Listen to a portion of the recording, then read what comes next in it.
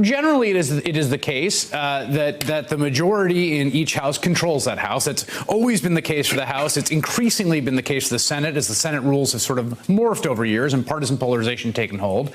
Given the fact that you don't have a majority, what is the strategy here? I mean, I understand you could impress upon the leader, you could try to shame them, you can try persuasion. We saw your Democratic colleagues try to do that to Republicans, the minority on the other side. It didn't seem to go so well. Is there a strategy beyond that? Are there tools that you have beyond that? What are they? Yeah, the tool is a vote. I am allowed, even though 51 votes governs, I'm allowed to ask for votes. I will ask during the impeachment proceeding for a vote on whether Mulvaney should testify, and whether Bolton should testify, and whether Casey should testify, and whether Griffin should testify.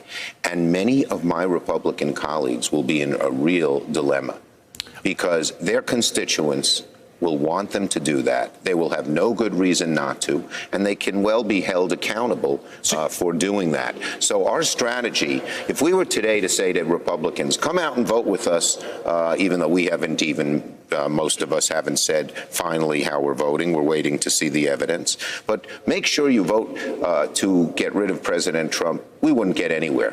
But asking for witnesses, something so reasonable and supported by 64% of Republicans, is I expect we'll get a bunch of Republicans to vote with us on these requests. I do.